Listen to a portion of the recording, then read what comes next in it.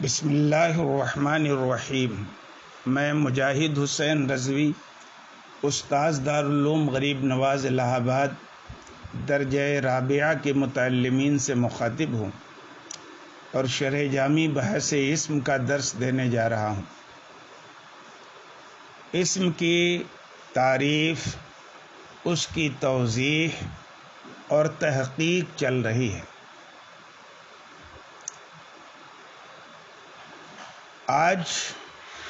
کے سبق میں شارح نے ایک بات کہی کہ وَبِمَا سَبَقَ مِنَ التَّحْقِیق، جو تحقیق گزر چکی اس سے۔ اور تحقیق گزری کیا ہے؟ تحقیق یہ گزری ہے کہ اسم کی وضع جو ہوتی ہے یہ مفہوم کلی کے لیے ہوتی ہے اور اس کے متعلقات کا محض اجمالاً لحاظ ہوتا ہے۔ تو اس تحقیق سے یہ بات ظاہر ہو گئی کہ انہ لا یختل حد الاسم جمعا، کہ اسم کی تعریف جامع ہونے کے اعتبار سے نہیں ٹوٹے گی اور حرف کی تعریف معنی ہونے کے اعتبار سے نہیں ٹوٹے گی۔ بالاسماء اللازمۃ الاضافہ، ان اسماء کے ذریعے جن میں اضافت لازم ہے، مثلا ذو، فوق، تحت، قدام اور خلف۔ کہنا یہ چاہتے ہیں کہ حرف وہ کلمہ ہے جو اپنا معنی بتانے میں غیر کا محتاج ہے۔ ٹھیک اسی طرح سے ہم ذو، فوق، تحت، قدام اور خلف کے بارے میں بھی سمجھتے ہیں کہ ذو مثلاً بنا مال کے، فوق جب تک اس چیز کی طرف مضاف نہ ہو جس کے اوپر ہے، تحت جب تک اس چیز کا ذکر نہ ہو بطور مضاف الیہ جس کے نیچے کوئی چیز ہے، قدام آگے، اسی طرح سے خلف پیچھے، جب تک ان کے مضاف الیہ کا ذکر نہ ہو یہ معنی ان کا سمجھ میں نہیں آتا۔ کہتے ہیں کہ نہیں، معنی جو ان کا کلی ہے وہ سمجھ میں آتا ہے، لیکن چونکہ ان کی وضع کی غرض، ان کی یہ جس جزئیات کی طرف منسوب ہیں ان جزئیات کو سمجھنا ان کی وضع کی غرض ہے، اس لیے غرض پوری کرنے کے لیے مضاف الیہ کا ذکر تو ضروری ہے، لیکن جو ان کا اصل معنی ہے، ذو معنی کوئی بھی چیز ہو جس کا وہ صاحب ہو، فوق کسی چیز کے اوپر، تحت کسی چیز سے نیچے، قدام کسی چیز سے آگے، خلف کسی چیز سے پیچھے، یہ معنی کلی بنا مضاف الیہ کے ذکر کے سمجھ میں آتا ہے۔ کہتے ہیں لِأَنَّ مَعَانِيهَا مَفْہُومَاتٌ كُلِّيَّةٌ، کیونکہ ذو، فوق، تحت، قدام اور خلف کے معنی مفہومات کلیہ ہیں، مستقل بالمفہومیت ہے، یعنی اپنے سمجھے جانے میں غیر کا محتاج نہیں ہے، اور فی حد ذاتہا ملحوظ ہے۔ ہاں، ان کے متعلقات کا تعلق اجمالاً لازم ہے، طبعاً اور ضمناً لازم ہے، من غیر حاجت الی ذکرہا، اس کے ذکر کرنے کی ضرورت نہیں ہے۔ اب رہا یہ سوال کہ جب یہ مفہومات کلیہ کے لیے موضوع ہیں تو کہیں تو ان کا استعمال بنا مضاف الیہ کے اکیلے ہو جاتا، یا دوسرے لفظوں میں کہیے بنا ضم ضمیمہ کے کہیں تو ان کا استعمال ہو جاتا۔ کہتے ہیں وہ الگ چیز ہے، کہتے ہیں لیکن لما جرت العادت بے استعمالہا فی مفہوماتہا مضافتن الی متعلقات مخصوصہ، لیکن چونکہ عادت جاری ہے ان کے اپنے مفہومات میں استعمال میں، اس حال میں کہ وہ کسی مخصوص متعلق کی طرف مضاف ہوں، کیونکہ وہی متعلقات ان کی وضع کی غرض ہے، اس لیے ان متعلقات کا ذکر کرنا ضروری ہوتا ہے۔ ان خصوصیات کو سمجھنے کے لیے، اصل معنی کو سمجھنے کے لیے ان متعلقات کا ذکر نہیں ہوتا ہے، تو یہ اصل معنی پر دلالت کرتے ہیں، یا یوں کہیے کہ یہ اپنے معانی پر اس حال میں دلالت کرتے ہیں کہ وہ معانی فی حد ذاتہا معتبر ہیں، فی حد غیرہا معتبر نہیں ہے، اس لیے یہ سب کے سب اسم کی تعریف میں داخل رہیں گے اور حرف کی تعریف سے خارج رہیں گے، اس لیے اسم کی تعریف جامع ہونے کے اعتبار سے نہیں ٹوٹے گی اور حرف کی تعریف معنی ہونے کے اعتبار سے نہیں ٹوٹے گی۔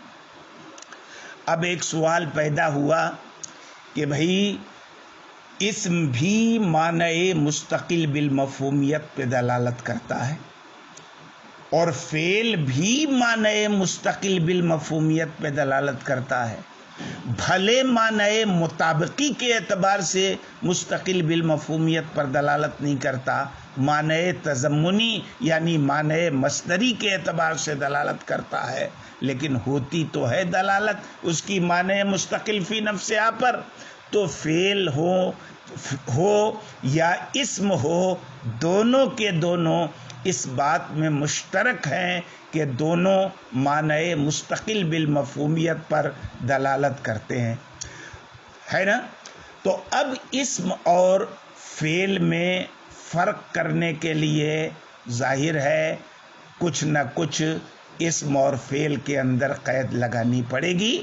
تو اسم کے اندر یہ قید لگائی جاتی ہے کہ اس کا معنی تینوں زمانوں میں سے کسی ایک سے مقترن نہیں ہوتا، اور فعل کا معنی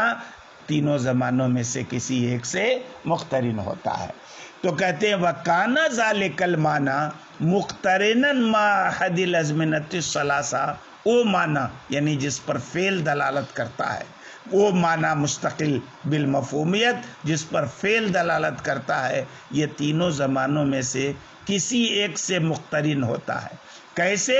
حقیقت کے اعتبار سے نہیں، حقیقت کے اعتبار سے تو واقعے کے اعتبار سے تو مصدر کا بھی جب وجود ہوگا تو کسی نہ کسی زمانے میں موجود ہوگا، حقیقت کے اعتبار سے نہیں، فہم میں، اور وہ بھی کسی دوسرے لفظ سے نہیں، خود فعل کے لفظ سے اس معنی سمجھ میں آتا ہے۔ تو اب فعل کو اسم سے خارج کیا اپنے قول غیر مقترن باحد الازمنۃ الثلاثہ سے، کہ اس حال میں کہ فعل کا معنی تینوں زمانوں میں سے کسی ایک سے مقترن نہیں ہوتا، یعنی تینوں زمان غیر مقترن ما احد الازمنۃ الثلاثہ فی الفہم عن اللفظ الدال علیہ، یعنی تینوں زمانوں میں سے کسی ایک سے مقترن نہیں ہوتا اس لفظ سے فہم میں جو اس معنی پر دلالت کر رہا ہے نا۔ فَهُوَ صِفَةٌ بَعْدَ صِفَةٍ لِلْمَعْنَى، تو اب یہ غیر مقترن یا غیر مقترن بِأَحَدِ الْأَزْمِنَةِ الثَّلَاثَةِ یہ دوسری صفت ہے معنی کی ایک صفت کے بعد۔ پہلی صفت سے حرف نکلا تھا کیونکہ اس کا معنی فی نفس ہی نہیں ہوتا،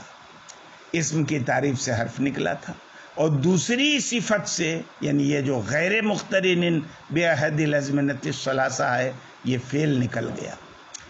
اب ایک سوال پیدا ہوتا ہے کہ بھئی اسماء افعال میں کوئی نہ کوئی زمانہ پایا جاتا ہے اور ان کا معنی مستقل بالمفہومیت بھی ہوتا ہے. تو اسماء افعال جو ہوئے یہ اسم کیسے ہوئے؟ وہ تو فعل ہو گئے،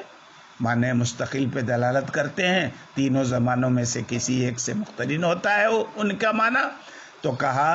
کہ عدم اقتران سے مراد یہ ہے کہ وضع اول کے اعتبار سے عدم اقتران ہو، وضع اول کے اعتبار سے عدم اقتران ہو، یعنی فی الحال استعمال میں کیا ہے اس کا کوئی لحاظ نہیں ہے، خالی استعمال میں سر دست زمانے سے معنی کے مقترن ہونے سے کوئی کلمہ فعل نہیں ہوتا، یا سر دست کسی کلمہ کے زمانے سے مقترن نہ ہونے سے وہ اسم نہیں ہو جاتا، وضع اول کا اعتبار ہوتا ہے. کلمہ اگر وضع اول کے اعتبار سے کلمے کا معنی زمانے سے مقترن ہے تو وہ فعل کی تعریف میں داخل ہوگا، اور وضع اول کے اعتبار سے اگر کلمہ کسی زمانے سے مقترن نہیں ہے کلمے کا معنی تو اس کا شمار اسم میں ہوگا. تو اب یہ کیا ہے، جتنے بھی اسماء افعال ہیں یہ وضع اول کے اعتبار سے ان کا معنی کسی زمانے سے مقترن نہیں ہے، اس لیے یہ اسم کی تعریف میں داخل رہیں گے. کیوں مقترن نہیں ہے وضع اول کے اعتبار سے؟ کیونکہ جتنے اسماء افعال ہیں یا تو مصادر اصلیہ سے منقول ہے. کس سے منقول ہیں؟ مصادر اصلیہ سے، یعنی ایسے مصدر سے جو اصل میں مصدر ہے، خواہ نقل اس میں صریح ہو. صریح نقل ہونے کا مطلب یہ ہے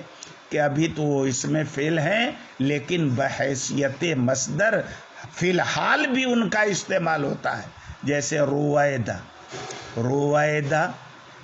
یہ کیا ہے؟ اس میں فعل ہے رویدہ امہل کے معنی میں. تو اب اس کا استعمال بطور مصدر ابھی بھی ہوتا ہے، جیسے قرآن میں ہے فَمَهِّلِ الْكَافِرِينَ أَمْهِلْهُمْ رُوَيْدًا، امہلہم رویدہ. یہ رویدہ بطور مصدر استعمال ہوا ہے کہ کافروں کو یوں ہی چھوڑ دیجئے، مہلت دے دیجئے. یا نقل میں غیر صریح ہو، یعنی سر دست ان کا استعمال معنی مصدری میں نہیں ہوتا ہو، جیسے ہیہات ہے، کیونکہ اگرچہ اس کا استعمال از روئے مصدر نہیں ہوتا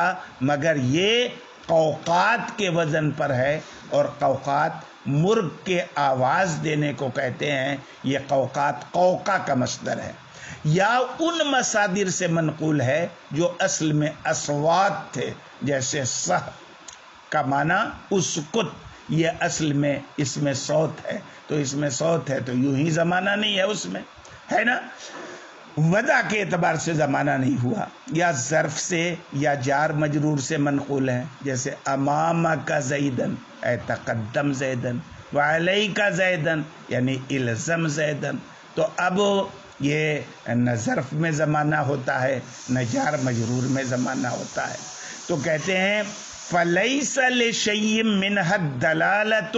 عَلَىٰ أَحَدِ الْأَزْمِنَةِ الثَّلَاثَةِ بِحَسْبِ الْوَضْعِ الْأَوَّلِ. تو ان میں سے کسی کی، یعنی جتنے بھی اسماء افعال ہیں ان میں سے کسی کی تینوں زمانوں میں سے کسی ایک زمانے پر وضع اول کے اعتبار سے دلالت نہیں ہے، اور جب وضع اعتبار اول کے اعتبار سے ان کے معنی زمانے سے مقترن نہیں ہیں تو یہ فعل میں داخل نہیں ہوں گے بلکہ اسم رہیں گے. اور اسم کی تعریف سے وہ افعال بھی نکل جائیں گے جو ابھی زمانے سے خالی ہیں، المنسلخہ عن الزمان، جو زمانے سے خالی ہیں، جیسے افعال مقاربہ ہیں.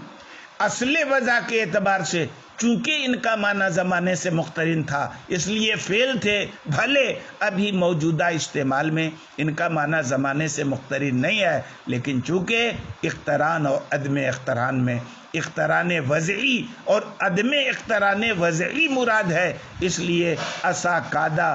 قروبا وغیرہ اگرچہ یہ ایسے افعال ہیں جن میں سر دست زمانہ نہیں پایا جاتا، لیکن وضع اول کے اعتبار سے ان کے معانی زمانے سے مقترن ہیں، اس لیے یہ اسم سے نکل جائیں گے اور فعل میں داخل رہیں گے۔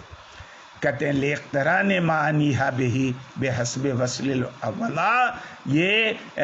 اسم کی تعریف سے افعال مقاربہ نکل جائیں گے، کیونکہ افعال مقاربہ کے معنی اصل وضع کے اعتبار سے زمانے سے مقترن ہے، اور پھر اس سے مضارع بھی نکل جائے گا، اس سے اسم کی تعریف سے مضارع بھی نکل جائے گا۔ یہ بھی ایک اعتراض کا جواب ہے کہ آپ نے اسم کی تعریف میں یہ کہا کہ ان دونوں اس کا معنی تینوں زمانوں میں سے کسی ایک سے مقترن نہ ہو، تو اس تعریف کی بنیاد پر تو فعل مضارع اسم کی تعریف میں داخل ہو جائے گا، کیونکہ وہ بھی معنی مستقل پہ دلالت کرتا ہے اور اس کا معنی تینوں زمانوں میں سے کسی ایک سے نہیں بلکہ دو سے مقترن ہوتا ہے۔ تو یہ صادق آیا کہ ایک زمانے سے اس کا معنی ایک زمانے سے مقترن نہیں ہے، اسم ہو گیا، اسم کی تعریف معنی نہیں رہی دخول غیر سے، اور فعل کی تعریف سے نکل گیا مضارع تو جامع نہیں رہی فعل کی تعریف۔ اس کا دو جواب دیتے ہیں کہ مضارع کے سلسلے میں دو مسلک ہیں کہ وہ حال اور استقبال کے درمیان مشترک ہے یا نہیں ہے، تو کہتے ہیں فَإِنَّهُ عَلَى تَقْدِيرِ اشْتِرَاكِهِ بَيْنَ الْحَالِ وَالْاِسْتِقْبَالِ، اگر آپ یہ مانیں کہ فعل مضارع حال اور استقبال کے درمیان مشترک ہوتا ہے تو دو متعین زمانوں پر دلالت کرے گا، تینوں زمانوں میں سے دو زمانے پہ دلالت کرے گا۔ تو جب دو زمانے پہ دلالت کرے گا تو ایک معین زمانے پر بھی دلالت کرے گا، دو کے ضمن میں، کہ جہاں دو کی دلالت ہوگی تو ایک پر تو دلالت ہوگی، کیونکہ دو ایک پر دلالت ہوتی ہے تب نہ دو پہ دلالت ہوتی ہے۔ اچھی بات ہے، کہتے ہیں کہ ایسی صورت میں تو پھر فعل مضارع مشترک ہوا حال اور استقبال کے بیچ، اور آپ ان سے دونوں مراد لے رہے ہیں، تو بیک وقت ایک لفظ مشترک کے دو معنی مراد لے لیا آپ نے، اور یہ جائز نہیں ہے۔ تو کہتے ہیں اذ لائق، کہتے ہیں کہ دونوں معنی مراد نہیں ہوتا بیک وقت، مشترک ہے دو زمانوں میں، حال میں اور استقبال میں، لیکن دونوں معنی بیک وقت مراد نہیں ہوتے۔ جس وقت حال مراد ہوگا استقبال مراد نہیں ہوگا، جس وقت استقبال مراد ہوگا حال نہیں مراد ہوگا، تو رہ گیا مراد تو ان میں سے کوئی ایک ہی ہو گیا، لیکن یہ ایک معنی مراد ہونے سے دوسرے معنی پر دلالت بھی نہ ہو، یہ کوئی ضروری نہیں ہے۔ کہتے ہیں اس لیے کہ ایک معین معنی پر دلالت کرنا یہ ما سوا پر دلالت کرنے کے لیے مضر نہیں ہے۔ ہاں، ایک معین معنی کو مراد لینے میں اس کے ما سوا دوسرا جو معنی ہے اس کا مراد لینا مضر ہے۔ وَأَيْنَ الدَّلَالَةُ مِنَ الْإِرَادَةِ، اور دلالت کہاں اور ارادہ کہاں؟ فعل مضارع کی تین زمانوں میں سے کسی ایک زمانے پر دلالت ہوتی ہے، لیکن دوسرے معنی پر بھی، دوسرے زمانے پر بھی وہ دلالت کرتا ہے، مگر مراد ایک ہی زمانہ ہوتا ہے۔ بھلے جہاں مراد ایک زمانہ ہوتا ہے وہیں اس کی دوسرے زمانے پر دلالت ہوتی ہے، مراد ایک زمانہ رہا، دلالت دونوں زمانے پر ہو رہی ہے اس کی۔ بات ختم ہو گئی، اب آگے سے اسم کے خواص کا بیان شروع ہوگا۔